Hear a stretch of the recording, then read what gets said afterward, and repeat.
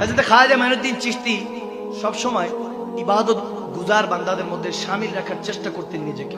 সব সময় খানকার মধ্যে ইবাদত করতেন। এখন তো খানকার চর্চাগুলি নেই এরকম।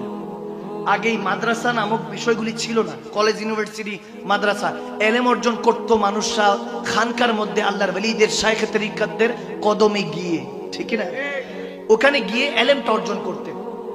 তো খাজা আজমির সবসময় খাজা মাইনুদ্দিন চিশতি বসে বসে ইবাদত করতেন আল্লাহ রসুলের।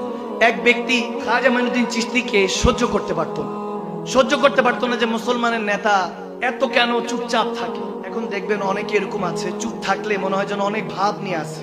চুপচাপ থাকলে ধরেন চুপ করে আছে, দেখতেছে, কিন্তু অনেকে মনে করে যে লোকটা মনে ভাব নিচ্ছে, অথচ এরকম হতে পারে সে কিছু একটা চিন্তার মধ্যে আছে, ঠিক না?